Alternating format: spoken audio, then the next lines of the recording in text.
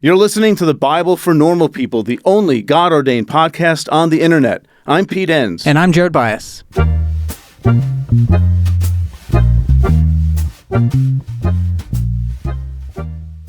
Over the past few years, there have been lots of conversations about the Holy Land, and that often sparks important questions about who has the right to possess the land. What does the Bible say about the land of Israel? That's why our March class is called Digging Up Dirt on Joshua, where we're going to learn from archaeologist and Hebrew Bible scholar Dr. Cynthia Schaefer-Elliott. In this live class, Cynthia is going to talk about how Joshua fits into the Bible, but also tackle big ethical and theological questions about divine warfare, land possession, and how these texts have been used and misused in modern times. Did those epic conquest stories in Joshua actually happen, or are we dealing with ancient storytelling? What does archaeology have to say about it all? Come listen and find out. It's happening live on March 19th from 8 to 9:30 p.m. Eastern Time, followed by an exclusive Q&A session for members of the Society of Normal People. When you sign up, you'll get access to the live class, plus the recording and downloadable class slides. It's pay what you can until the class ends, and then it'll cost $25 to purchase the recording. So head to thebiblefornormalpeople.com/dirt to sign up. And of course, if you want this class and all of our other classes, plus a great community, early access to podcast episodes, and more, you can become a member of our online community, the Society of Normal People, for as little as $12 a month at thebiblefornormalpeople.com/join. We've been working on our children's Bible for over a year, and it's a project we are extremely proud of. And guess what? It's here. The official release date for God's stories as told by God's children is March 25th, so mark your calendars. Informed by biblical scholarship, inclusive and deeply respectful of children's imagination and intelligence, God's Stories as Told by God's Children is a storybook Bible you'll wish you had when you were a kid. It contains stories from over 50 contributors, and these biblical scholars, theologians, and practitioners represent diverse religious traditions, locations, and lived experiences, mirroring the many voices we find in the Bible. You'll find stories from the Hebrew Bible, Apocrypha, the New Testament, including age-appropriate information about the history and context, as well as conversation starters for each story. With no underlying theological or denominational agenda, God's Stories as Told by God's Children allows parents to introduce children to their own beliefs and traditions in conversation with the stories found inside. It goes on sale March 25th, 2025, but in the meantime, you can get a free story download today at thebiblefornormalpeople.com/God's Stories. Hey everybody, welcome to a very special episode of the Bible for Normal People. Today, we are talking with Beth Allison Barr and Savannah Locke about a 5-part miniseries hosted here on our channel called All the Buried Women. And if you're used to the Bible for Normal People, no worries. It's very much not like this. It's compelling storytelling, deep look into the Southern Baptist Convention. Savannah and Beth have done their homework. Yeah. I mean, really, they dug into archives for a very long time, and they found things that, I mean, I have to say, Jared, I think I speak for you too, surprised us, but also like shocked and almost unnerved us. And we're not overstating. This is a serious piece of journalism, I think, to address something that is a matter of justice, a matter of righteousness. And I don't want to sound like some prophet, but that's how I feel. This is a very important thing that was been done, and we're very honored to be a part of it and to have Beth and Savannah on our podcast. So we highly, highly recommend you check it out when it comes out this week. And the best news to check it out, you just have to listen to this feed. It's going to come right to your podcast player, start episode 1. And if you're like us, you won't be able to stop. But if you can't wait, for now, you can get a sneak peek of All the Buried Women at the end of this episode. And just a small content warning for this episode. We do bring up sexual abuse in the episode, so just wanted you to know that. All right, let's get into the episode. As a woman who has lived in these spaces, I grew up SBC. I've been a pastor's wife for, 27 years now.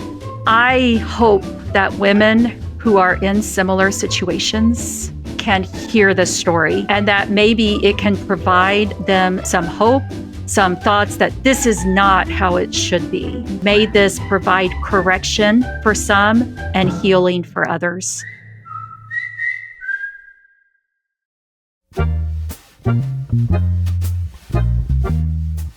Well, Beth and Savannah, welcome to the podcast. It's wonderful to have you.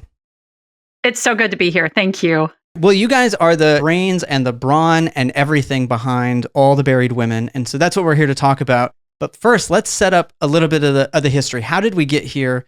How did this podcast come about? Give us some of the details about the background and context and history here. Yeah. A couple of years ago, Jared, who used to be my boss, was sensing that I was getting really bored at work. And honestly, Jared, from what I remember, you literally were like, go find a passion project and I'll help you do it. And I thought to myself, okay. And I just kind of kept it in the back of my mind. And then Beth was the season premiere episode of the following season of Bible for Normal People. And when I was searching Beth's Twitter account for quotes and stuff that we could use to advertise the podcast and her, maybe her book or something that was coming out, I noticed that she had posted a picture from the Southern Baptist Archives. And the picture was of this letter that a little girl had written to the Southern Baptist Convention, basically saying, like, why don't you let girls preach? Like, what if God calls me to preach? Can I do it? And it was just this handwritten letter. And as soon as I saw this archive, I was like, I need to know what else is in there. And then I reached out to Beth. And I was teaching in England, actually, at the time. And I get this email from Savannah saying, hey, will you talk with me? So I actually Zoomed with her. Did we Zoom? I think we Zoomed from the dorm room at Imperial College in London. And Savannah presented this possibility for us to work on together. So, Beth, the podcast is also connected to a book that you've been writing and is coming out. So can you say a little bit more about the book and how it ties to this and just your background within a Baptist context, because that's what we're going to kind of zero in on as we talk more about this. Oh, sure. So the book is Becoming the Pastor's Wife, How Marriage Replaced Ordination as a Woman's Path to Ministry. And it is a companion to The Making of Biblical Womanhood. And I was in the Southern Baptist Archives in Nashville researching the pastor's wife. There's a whole collection on the pastor's wives there. And as I was researching that, I also started looking into, they have some files there that are on women's ordination, like the study of women's ordination, et cetera. And so I had asked for those folders too. And as I was going through those folders, it was really just sort of a spur of the moment was when I took pictures of some of these. And one of these was the post, this little girl's letter that she had written in. So the book itself is telling the story of what happened to women's ordination and then how it connects specifically to the rise of complementarian theology that is really the personified through the rise of the pastor's wife. Can you say what complementarian, that would maybe be a phrase people listening maybe don't know? Yes. In a nutshell, it is a theology that teaches God ordained men to lead and women to follow. And in some ways, the pastor's wife role is this woman who works to support the ministry of her husband in an unpaid role behind the scenes. And this is pretty much what complementarian theology teaches about women's primary position is to center their lives on their husbands. So this is the book that I was researching at the very beginning stage when Savannah saw one of my tweets. Well, and before we get into maybe some of the specifics of the podcast itself, I've never been to the Southern Baptist Convention archives. How big is this? I mean, is it rooms? Is it floors? Is it hundreds, thousands of boxes? I mean, what did you guys get into in this journalistic investigation that you did? So, Savannah, do you want to describe it since you went for the very first time with me there? So this building is just sitting in downtown Nashville, and you you sign it. It's very top secret, but the odd thing is the building's basically empty. So you walk in and it's all very official, and you see these pictures on the wall. I saw pictures of Al Mohler and all of these very big Southern Baptist names on the wall, but no one was there. So then you get in this elevator and you go up to the third or the fourth floor, and then the archives are this entire floor of hundreds and hundreds and hundreds of boxes. But you don't have direct access to the boxes. So this is where it gets tricky. You have to go on their website online and search by subject. And then it's all organized where then you request certain boxes. And then they bring out literal banker's boxes. And I thought they would be like organized, labeled, etc. And in some ways they are, but in other ways it's literally just thousands of documents. And your job is just to go through them piece by piece until you find something good. Mm-hmm. And I can't imagine that. I Yeah. wouldn't have the patience. oh, it's amazing. And the Southern Baptist archives are actually extremely well organized. But some of the collections that Savannah and I were looking at are what are called unprocessed. And so there's no organization. I mean, literally, they're just boxes of stuff. And so this is a lot of what we were looking through. Okay. So, yeah. And not to nerd out on the process itself, but how when I was listening to the podcast, I kept thinking, how did these make it into the archives? Because some of it is a little bit disparaging or might be damning. Yeah. And it's like, how did that end up in this box that got saved? No one's going to read this. Just throw it in there, right? Yeah, that's what you would think people would try to actively keep some of this stuff out. So how did things get into the archives? Let me say a little bit about that. So first of all, I want to say thank you to Taffy Hall, who is the Southern Baptist archivist, because she is amazing.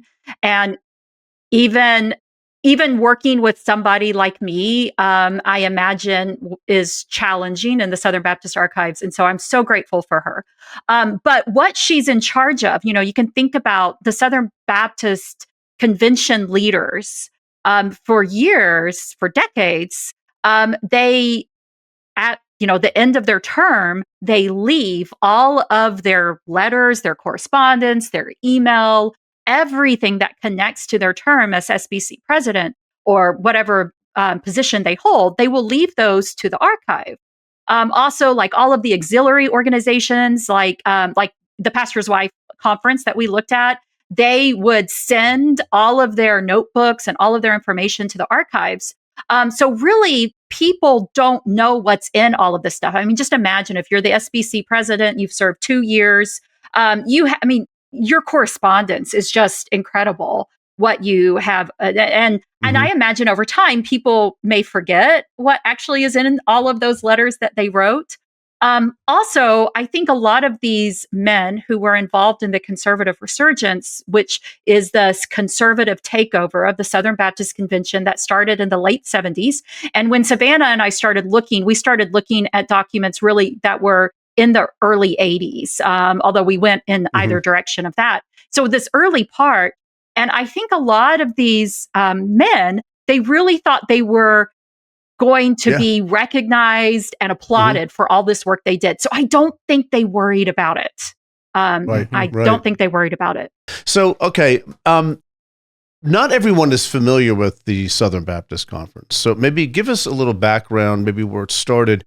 And especially, let's talk about the relevance that it has or may have and the impact maybe it's had on American For instance, culture. Some people might call it a Southern Baptist Conference instead of the Southern Baptist Convention. Jared, Maybe. I'm so happy you called him out for that. It's Southern Did I Baptist. say that? You did. Like I said, for those of us who just rather say SBC, Southern Baptist Cue Ball. I don't know. Do they teach you nothing in the Episcopalian Church? It's called the Episcopal Church, and no, they don't. So they certainly don't teach Southern Baptist polity and history and the history of women in the Southern Baptist Savannah Convention. Savannah has learned so much about the SBC. So Savannah, do you want to start saying it from your perspective, and then I'll fill in the gaps? If she can control herself, if she can stop this would laughing, be great. I'll let her. Yeah. And then I'll fill it in. I do just have to name, it's so funny for Jared and Pete to be asking like for real questions, because we just like banter normally in our lives. And this is just it's a new suit for me to be. It's a new dynamic. It's a new thing. Yeah.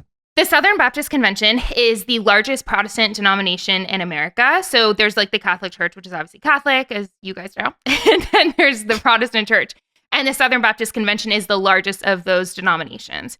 And so it's super relevant. It started back, it started because of basically racism and slavery, where the Baptists broke into two over the issue of slavery and whether or not they would allow slaveholders to be missionaries. And the way that the SBC started was essentially by saying that they would allow for slaveholders to be missionaries. And then that's what created the Southern Baptist Convention. We talk about all this in the podcast. But in terms of relevance today, I mean, even just today, this guy named Scott Turner got approved He is an associate pastor at Prestonwood Baptist, which is a really big Southern Baptist church in Texas.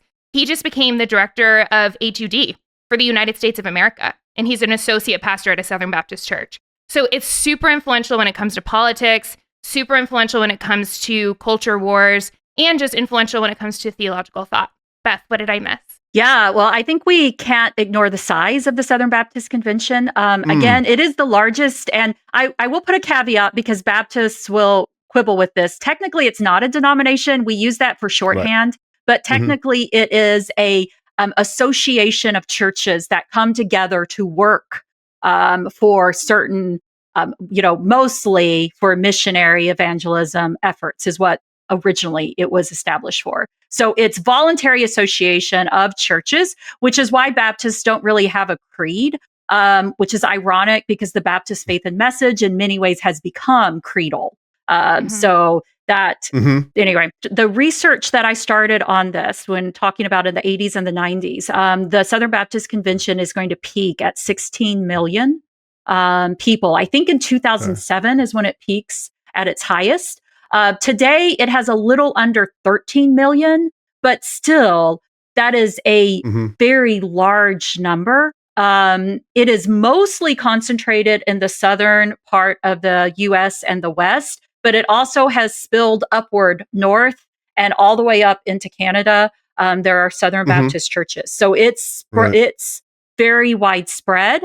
And it has really from its beginning, if you think about that beginning connection to support slavery, it has been political from its very beginning.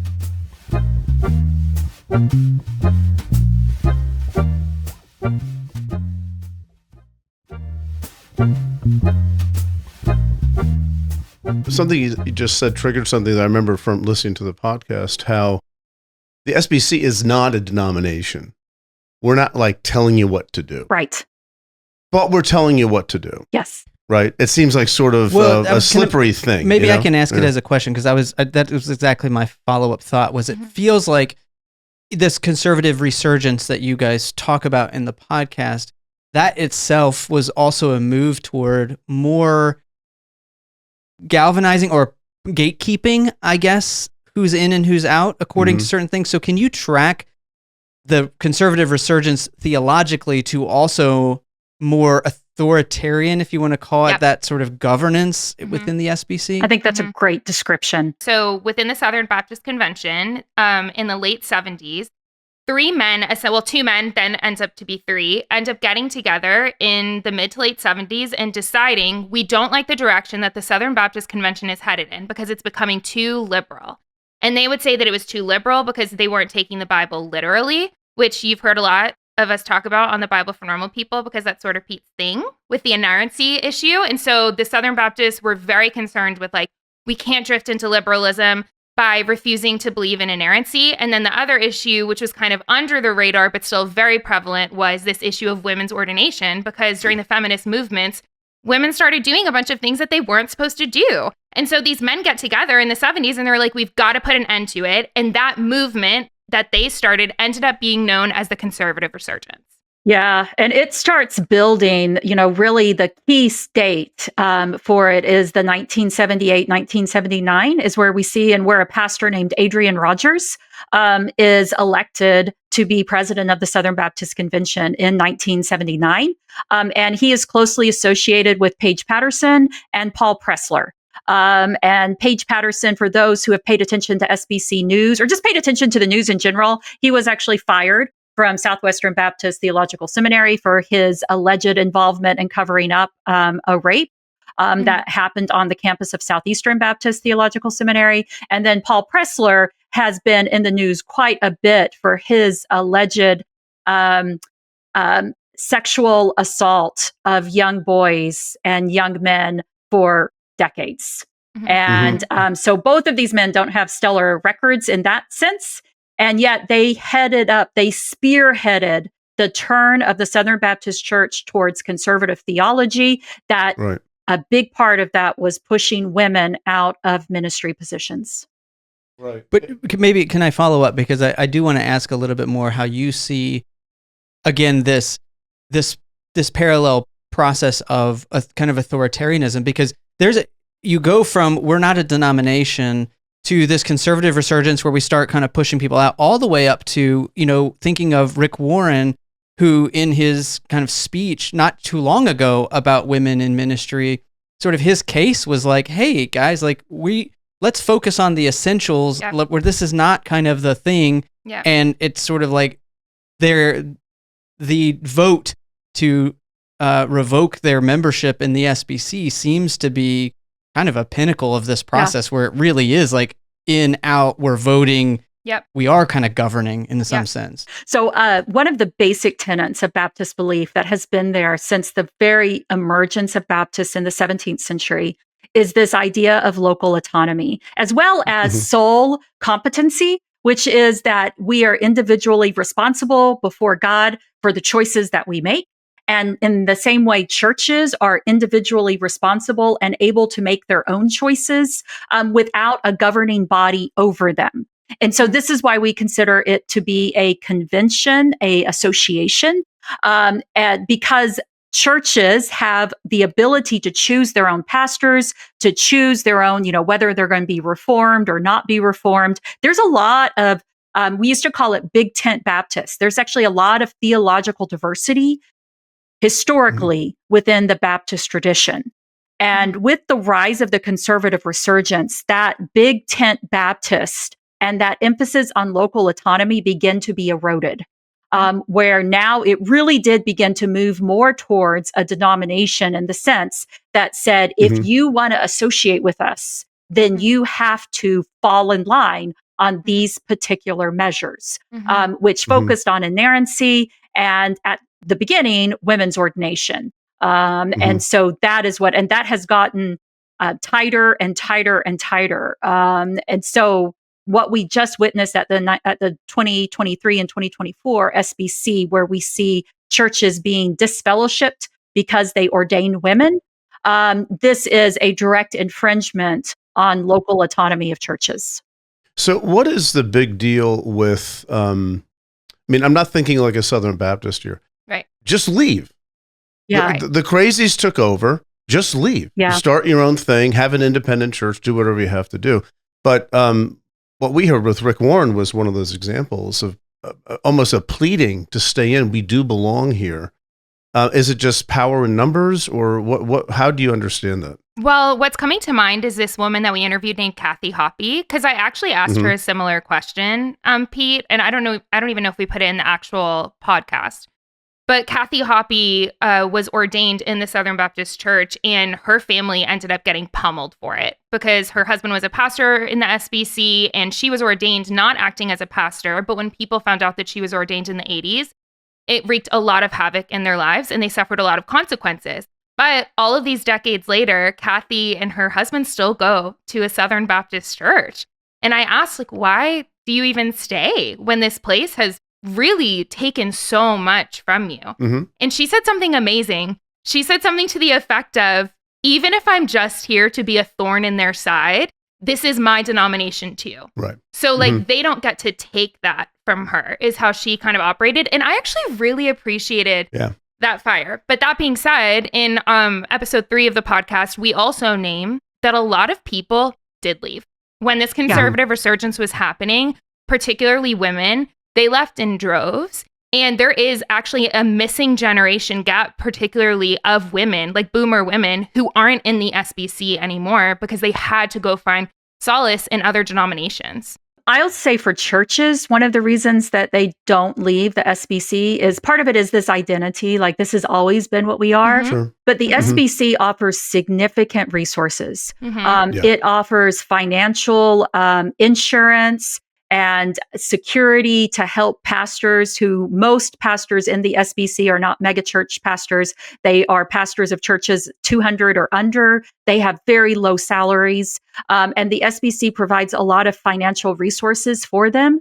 It also provides curriculum for their churches. It provides services to help them when their churches have problems, although apparently not if it's a sexual accusation of sexual assault. But nonetheless, they provide a lot of services that help churches. So these small Southern Baptist churches, Rick Warren, it didn't cost him. I'm going to say this carefully because he wanted to stay, but it also didn't cost his church a lot to leave the Southern Baptist Convention. It was more about the identity thing. Most churches within the Southern Baptist Convention, it's going to cost them a lot to leave. And they're also going to have to abandon the support of often their missionaries that they send out from their own churches. Right. Okay. Yeah. There's a lot at stake there. Right. So, Yeah. I wanted to ask that question because it's an interesting parallel, and maybe I'm overgeneralizing because I grew up Southern Baptist and Republican, but to see both of these entities, that the Republican Party being so like low government, no centralized authority, state-based, to morph over the last 2 decades into what seems to me a lot more authoritarian, centralized power, and then to see the SBC follow that same trajectory. It's an interesting connection point to see like what's happening under the surface that leads these organizations that have traditionally been so like, no, we're pushing down centralized authority, we're decentralizing it to local polity or state politics, that have really centralized these things. And I wonder if it is a sort of this cause mentality where we're on the right side of things, and we can have power as long as we're fighting the right fight. And if we can convince ourselves that it's the universal good, the absolute good, then we can have that power justifiably. Yes, you are absolutely right. I think probably the best scholarship specifically on the SBC about this is Barry Hankins, who's one of my colleagues at Baylor. He wrote a book called Uneasy in Babylon, which tells exactly what happened to the Southern Baptist Convention when it married into the culture wars. And today, what we are witnessing right now in the Trump White House is a product of those culture wars. Yeah, they're super connected. I also wanted to say something that we found in the archives that was so interesting, you guys. When I was looking through the pastor's wife convention boxes, and once again, like these are random folders, random letters, and I am just going through one by one. We spent like 8 hours a day for 3 days in a row going through this. I was looking through one of the pastor's wives convention, and the lady who was in charge of the pastor's wife convention, I found a letter of her asking Tipper Gore to come speak at the convention. And I thought, Al Gore's wife was asked to speak at the Southern Baptist Convention's like pastor's wife standard, because it seemed so unfathomable to me, because now they seem completely intertwined where I can't imagine one apart from the other. But even going back, like just like 2, 3, 4 decades, there was much more diversity in thought, and it's all in the archives. Like there's so much evidence. And something else that Beth and I found, which is related but unrelated, was from the 60s, where pastors' wives got together and they debated whether or not being a pastor's wife was the best life. And so they had 2 women who were pastor's wife debate for and say, yes, this is the best possible life. It's an amazing life of service, etc. And then they had 2 pastors' wives debate against and say, no, like this is exhausting. Everyone's always asking you for things. You always have to put on a show. And after this debate, there's documents of the minutes, and the people who debated against won the debate. And imagine this happening today. Imagine 4 women debating, and the one that says being a pastor's wife is the worst. Imagine them winning. Like there was just such like a multiplicity of thought that we honestly, like I definitely did not know about until I got into the archives and saw it myself. Right. And this is I think the power of the work that you do in this podcast, All the Buried Women, and Beth, that you've done with biblical, in all of your books, including this one that's coming out, is placing these things in a context, because we can be taught, whether it's explicit or implicit, that the way it is now is how it's always been. Yeah. And so to go against the grain, the momentum is not in your favor. It is like you're going against all of history. And so to see that just a couple of decades ago, there was this diversity, that it's a hopeful one. I think it disempowers certain narratives that try to be universal and absolutize, but it also gives a hope that we could do that again. Like it's to hear that there was 2 men in a coffee shop who really spurned this movement, and 2 decades later, 3 decades later, it became, came to fruition. The opposite can happen as well. Exactly. Yes, I mean you just summed up the conclusion of my book, Becoming the Pastor's Wife. Spoiler alert. Yeah, spoiler. Sorry. It could have gone differently, and it can still go differently.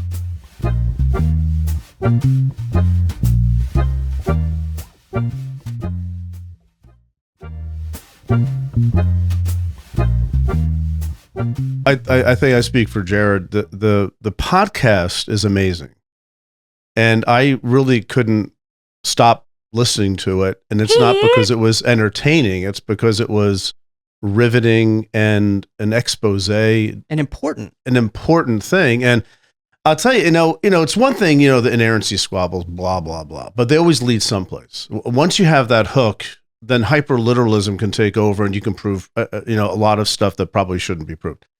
And then, the disenfranchisement, the systematic disenfranchisement of women in the pulpit, that's bad.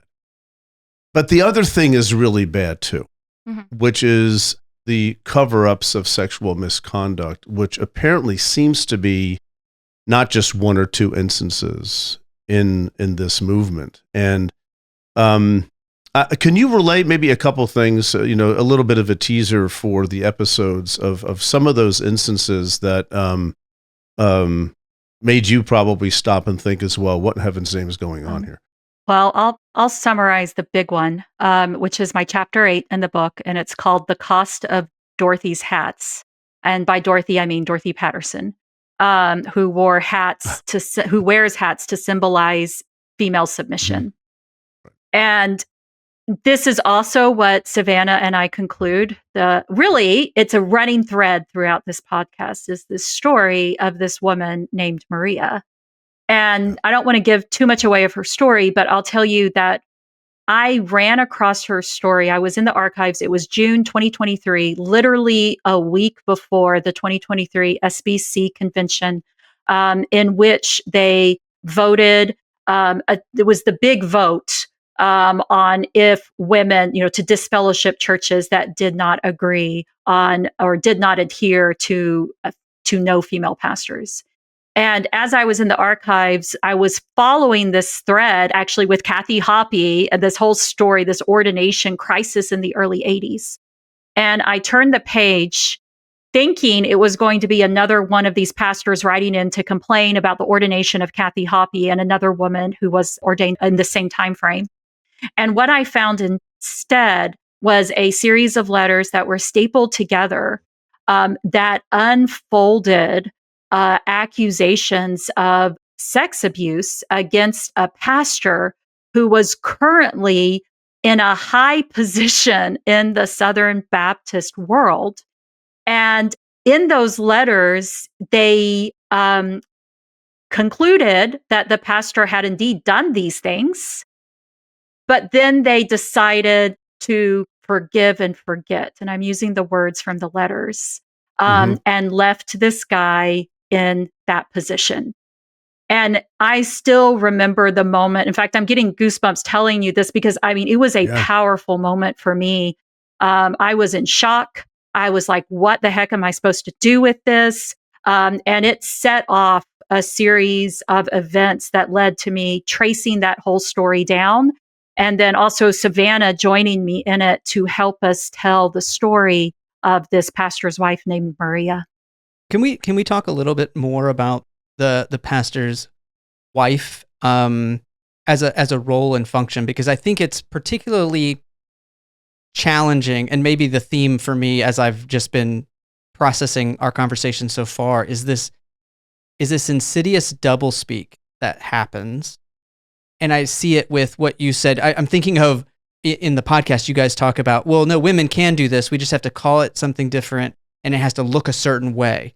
But when you talk about the pastor's wife, I feel like that's particularly harmful because it's giving so much responsibility to these women without any authority. And I think over and over, the organizational principle that for me is so hurtful is that. It is the weight and the pressure of responsibility without the voice and authority to control their own actions and decisions around it. Yeah. Can you say more about kind of the pastor's wife and how that's evolved into that, which is for me a real problem? Yes. So the podcast picks up when the pastor's wife is already evolved, especially in the SBC world. And I argue that the SBC is a major contributor to the evolution of this pastor's wife role, in which the pastor's wife is emblematic of what women are supposed to be in the Southern Baptist world, and that is supporting the ministry, the jobs of their husbands, and focusing their life on the home, the children, but also this supportive role to do whatever is needed to help their husband and, by extension, the church. So the way Dorothy Patterson describes this is she says that a woman is supposed to essentially pick up whatever pieces have fallen. Wherever she is needed, she's supposed to step in and fill in those roles. You're supposed to do it with a happy spirit, gladly, because you're serving the Lord, even if you're absolutely exhausted and have no desire to teach a bunch of 3-year-olds or play the piano in church or anything else that you're being, you do it because God has ordained this is your job. And you got to take up your cross and follow him. It's exactly right. Suffering it's exactly is the right. way. And, and I think Savannah saw this in the archives, in these pastor's wife documents that, these are amazing women. They're incredible women. But yet there is this thread of exhaustion, this thread of like, this job is really hard and I didn't want it. Some women who are like, I didn't know he wanted to be a pastor. I didn't want to do this. Why am I having to do this? And so I think what it leaves us with is this clear idea that the pastor's wife role is something that women themselves question and have problems with. And I would argue, and I do argue in Becoming the Pastor's Wife, that part of what happened is that, first of all, the pastor's wife role is not this biblically, it's not a biblical role. I can say that, straight off. It's not a biblical role. We don't find this model in the Bible. We also really don't find this model in history until after the Reformation. And we do not find it where women who are married to pastors are required to serve alongside them in this type of job until really we get into the 20th century. Now, there's some other parallels, there's historical continuities that we could get into some nuance. But in general, the way we see the pastor's wife role today is very much a product of conservative theology. Well, goodness. I'm interested in something here. It's 5 episodes, and you guys, you name names. A lot of names. Are you concerned about backlash? And please say no. Stop it, Pete. This is why we have an amazing team of lawyers that are working for us. I'm serious. That is why. That was the first thing after I reached out to Beth and I said, let's tell this story. First of all, our goal is not to do a takedown podcast. It never has been, like, genuinely. Right. Beth and I just wanted to tell stories of women who have been hidden in the SBC's archives and give them room to breathe. And especially when she found Maria's story, I felt very connected to Maria, and I know Beth did too. And it was important for us to share this woman's story for the first time publicly. So there were a lot of emotional connections there, none of which involve, bashing the Southern Baptist Convention. But I did know that if we dug deep enough, I knew that we were going to come across lawsuits because I was familiar enough with it. And so when I reached out to this team of lawyers, they were amazing and so on board. I'm so grateful for them. But I was telling my friend the other day, I was like, yeah, we didn't set out to do an expose, but it's like anywhere you go in the SBC's leadership, you keep on finding lawsuits attached to their names. And so I think while that was not our intention at all, and I hope that we have such a redemptive tone in throughout the narrative arc of the podcast, I do get a little nervous. I do get nervous that people are not going to know our intentions. However, that being said, one of my favorite things about featuring Maria, who is now dead, is that there's this big narrative, not just in the SBC, but there's a big narrative at large, that particularly women who are victims of abuse only come out to get a platform or to have clout. All of these people are dead. And so we are telling their stories to not, for them not to get anything in return. It's just to share the truth about these parts of the SBC's history. And so I do hope that in that way we're covered. Beth, do you agree with what I just said? It's okay. Yes. Well, no, I do. And I think too, honestly, Pete, I have had so much stress over this book. Honestly, I was not looking for the story I tell in the 8th chapter. It was one I stumbled across. It took a lot when I followed it down, trying to decide if I wanted to tell this story or not. And I still am having anxiety. Every once in a while, I'll send my editors like these, overnight anxious emails because it totally stresses me out. But yet at the same time, first of all of the men that we talk about in this, who are connected to the story of Maria, they don't do essentially what they do. It's their attitude. It's not actually their actions. It's just their attitude. It's just that they learn about this story, and instead of having the power, they could have said something. They could have stepped in. They could have even just checked on to see what was going on now, and they just chose not to. Right. They were like, we have to be a redemptive community, is what the president of the SBC said. And he said, he said, we all have problems.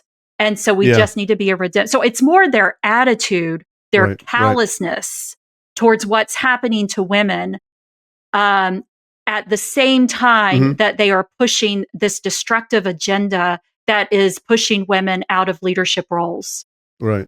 So, and to be clear too, from my point of view, listening to this, it doesn't come across as a takedown piece. Nice. It's just, you're listing stuff that happened. Yeah, exactly. To people, to real people, right? That's exactly right. But that's going to be interpreted, of course, by some people as a personal attack and things like that.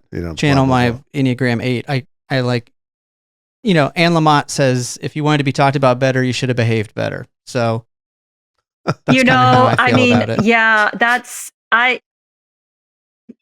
I said, when I first ran across the story, I actually reached out to a religion reporter, not to spill the story, but he was one of the people I reached out to because I'm like, I don't know what to do with, I'm a medieval historian. I don't know what to do when I run across things like this that might have living people connected to it. And so from the very beginning, and this is one of the reasons that, I actually had a moment, I was like, I could release this with what I have on the eve of the 2023 SBC. And I guarantee you it would have exploded out there in the news, this thing. But as a historian, I actually had this moment where I wrote back to the reporter and I said, I don't want to tell this story right now. I said, I want to know, I want to find out more what happens. I want to confirm this. And I want to, and at that time, I actually didn't know about Maria. I learned about Maria when I followed the story to Toronto, to the Canadian Baptist of Ontario and Quebec. But I do not think any historical story that I have ever told in my life has caused me as much anxiety as this one has. And But I do love that Anne Lamott quote, Jared, and you're exactly right. And I think too that the truth deserves to be told. Right. And I don't think that if anyone has been paying attention, a lot of this won't probably feel brand new or shocking. I think that there are stories that we tell that are new and haven't been told before.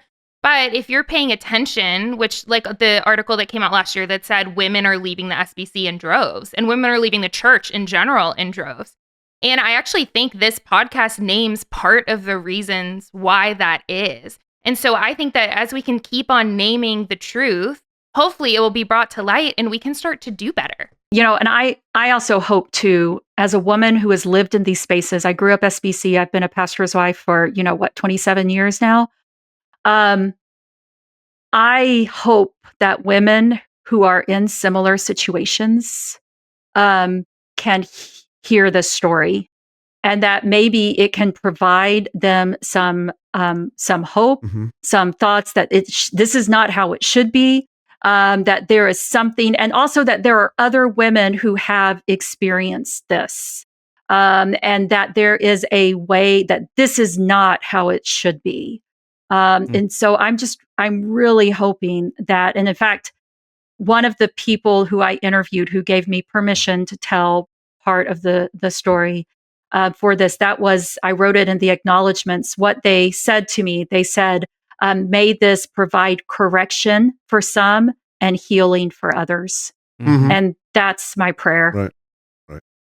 People have been hurt. People have been affected. The truth needs to be told. And if they didn't want to be talked bad about, they should have behaved better. Yeah. I think that's a great place to end. Yeah. Actually.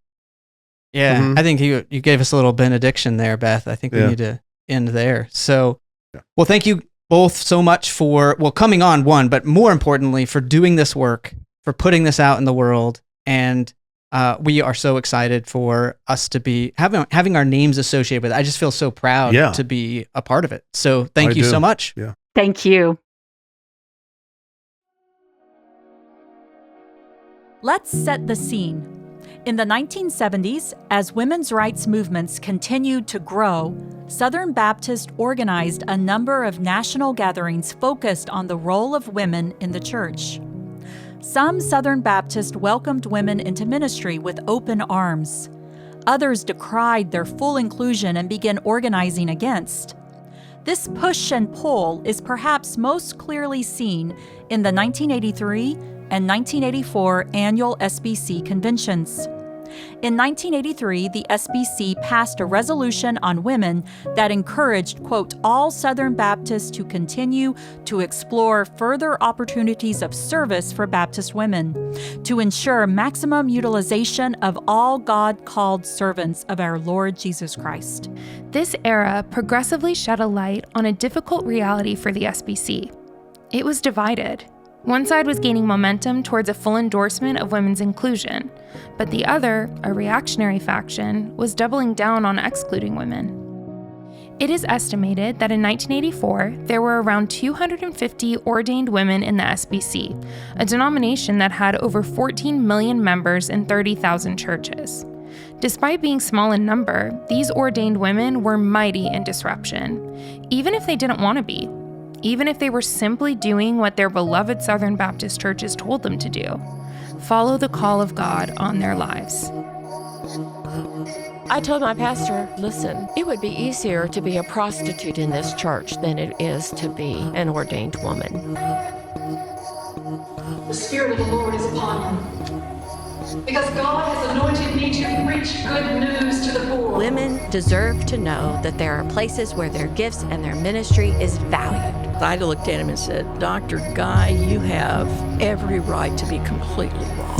Created in partnership with the Bible for Normal People, this is All the Buried Women, a mini-series uncovering women's stories hidden in the Southern Baptist Convention's archives.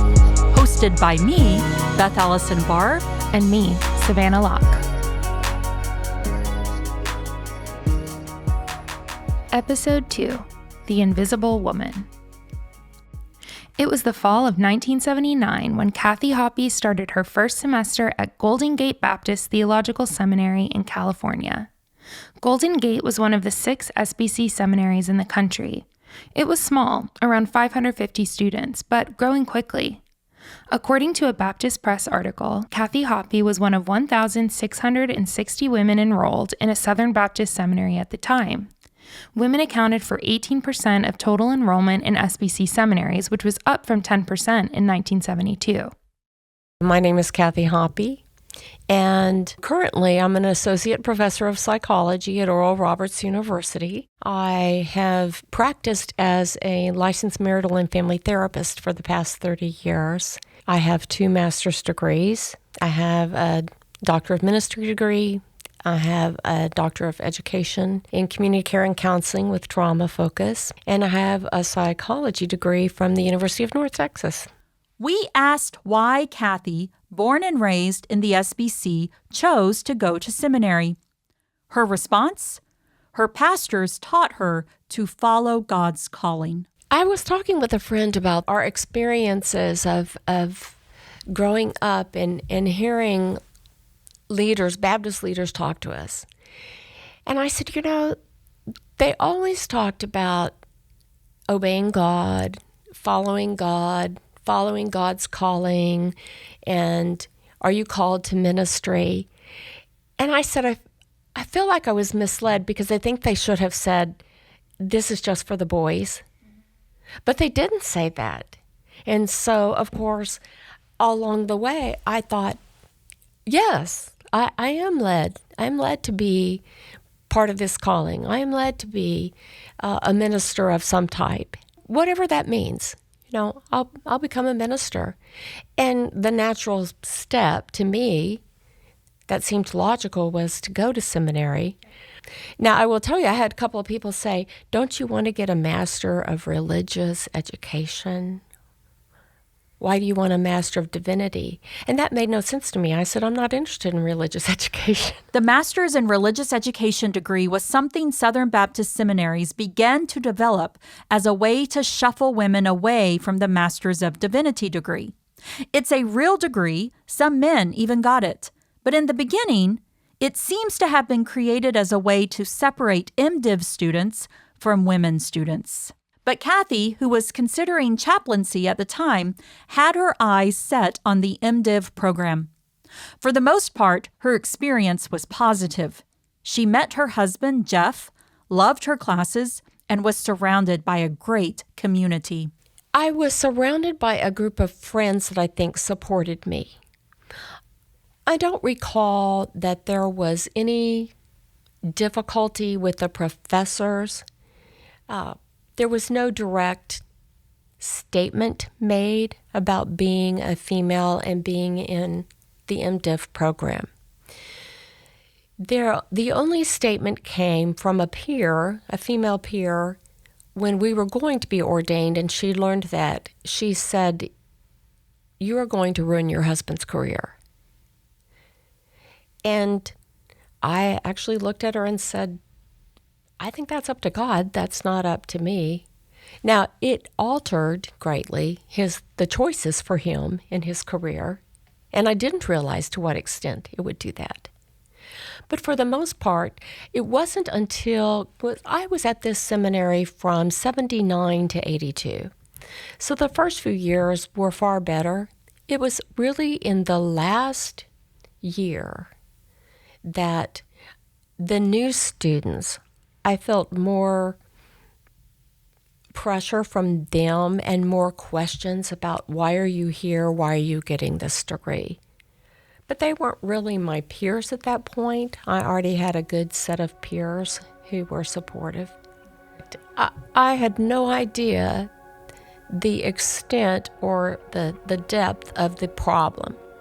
I just thought I would be supported, because I was going to do God's work. That just seemed logical to me. Why wouldn't anybody want to affirm that?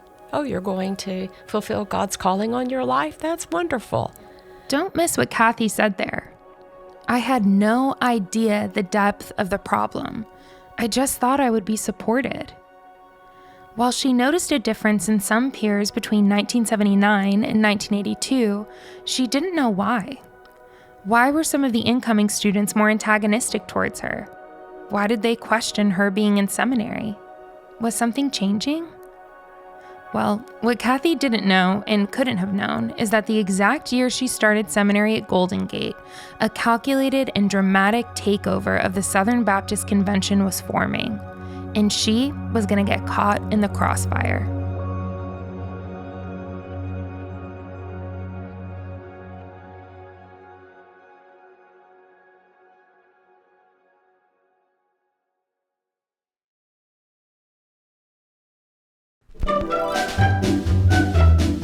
Well, thanks to everyone who supports the show. If you want to support what we do, there are 3 ways you can do it. 1, if you just want to give a little money, go to thebiblefornormalpeople.com/give.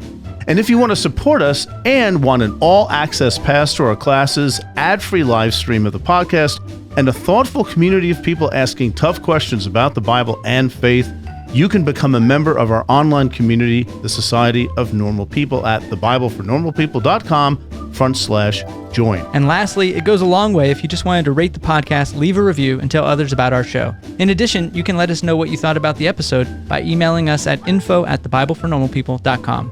You've just made it through another episode of The Bible for Normal People. Don't forget you can catch our other show, Faith for Normal People, in the same feed wherever you get your podcasts. This episode was brought to you by the Bible for Normal People team.